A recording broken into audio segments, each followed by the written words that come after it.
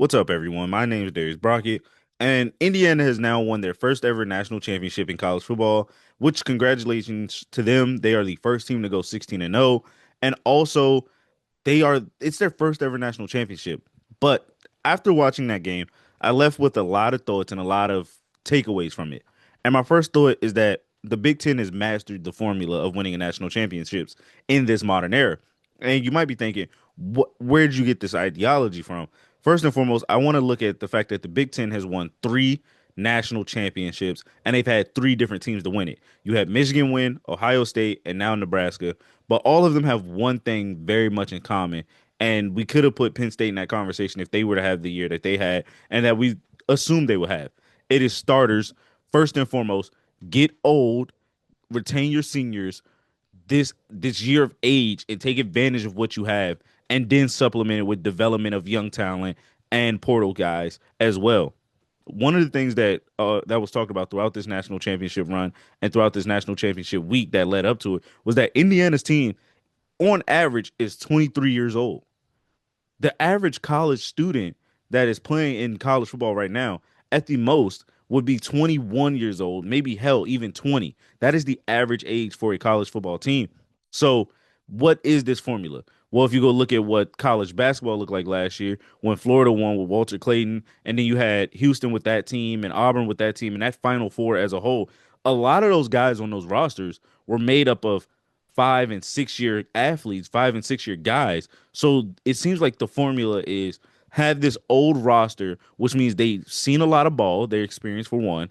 They are mature, number two. So when you teach them something, it's easier for them to grasp. And three, they already have a goal in mind. It's just about business. And there's not a lot of distractions because I would assume, and for most people who've watched this, and after the joke of Carson Beck when they asked him about class, most of these kids are in grad programs or have been graduated from school at least after the fall season. So when they're in the postseason, which is the December run and the college football playoffs, they are not in school anymore. So their only focus is ball. It's only the game. So that is my first thought process when you look at this is the Big Ten's formula of winning is gotta have the money to spend it. When you see Ohio State had a $20 million roster, and that was just retaining the seniors, and then they go get a couple transfers. When you talk about Caleb Downs being able to add to that team and Quinshon Junkins, which again still older guys, but then you have a young talent that is brewing within them, and that's where you have Jeremiah Smith and you have these other guys that you have developed, and Carnell Tate, which again is still an older guy. But to win now, your roster is should be a older roster that is mixed in through development of high school.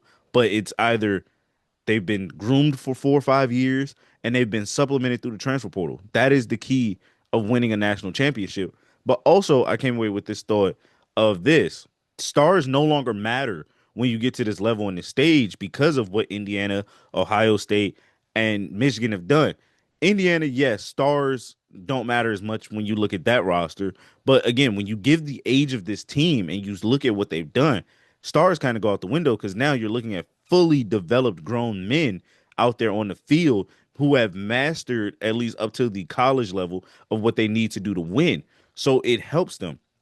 So that is my first thought is that this is the winning formula going forward. And then on top of that, we've got to see in real time, parity has now taken effect in college football. Parity now exists where when NIL and transfer portal first came out, a lot of thought process was that the rich was going to get richer. So we all thought we would see, oh, whoever has the highest dollar can compete and win. We thought we would see Ohio State every year. We thought we would see Alabama every year. We thought we'd see Clemson every year. Well, that's no longer the case. We've now got to see parity.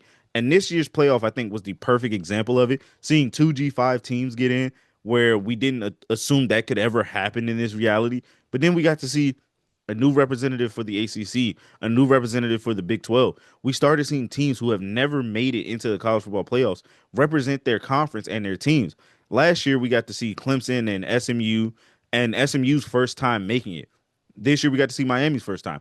Indiana the season before was their first time, and now we get to see them in it and win the darn thing all together. So we are now starting to see parity finally take its roots and grass hold into what we all assumed it would be, and this fairness of competition of play, where it's not just top billing and top dollar will get you the best guys.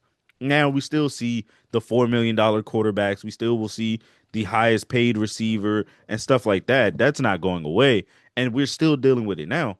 But we have now got to see what happens when you have a equal playing field where Indiana got most of their talent through James Madison because of Kirk Signetti bringing in those guys and the Indiana guys that stayed. But also, they went in the transfer portal and got some other guys as well. They got Fernando Mendoza, again, was a Cal guy who ends up winning at Indiana. So it's all about how it's put together. Coaching does matter. I think watching that national championship game, we are now starting to see those two things, those two big things come into fruition. The formula for winning and now parity fully being spread across the board. Because Alabama was a team that people used to fear less than 4 years ago. Now we're starting to see, well, Texas Tech's a real player, and then they just got Brendan Sorsby.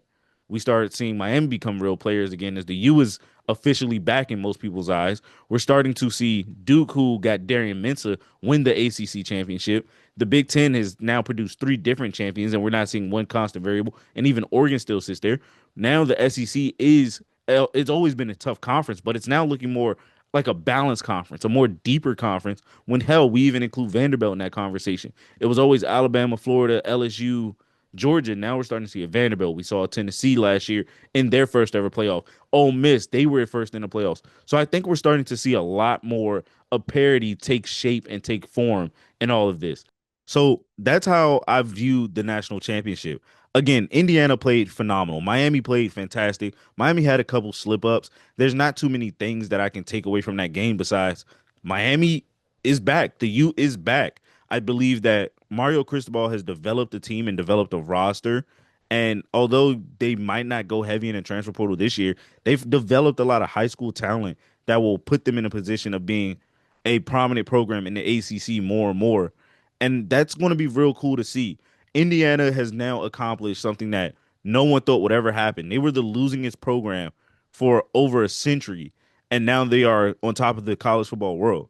So those are my thoughts and the two things that I've noticed coming away from the national championship. Again, congratulations to Indiana, but it's so much fun. College football is in a fun time right now, and I want you guys to enjoy it. I'm going to enjoy it. I'm going to start taking in draft content. I'm going to start giving out my scouting reports. I'm going to start breaking down the film. So you guys stick around. Let me know what else you want to see me do. Let me know where you guys are going to, where you think your team is going. How do you see the outlook for your favorite team? Is Miami really back? How long is Indiana going? Is Indiana going to be able to keep this reign? And who's your next national champion? Until then, I will see you guys next time. You guys can follow me everywhere at Brockett Media, Brockett Media. But until then, let's enjoy the college football season. It's now gone. So now we got to wait. But there is the NFL draft that will be coming up. And boy, I am going to love it. So, you guys, thank you again for joining me. I will see you guys at the next video.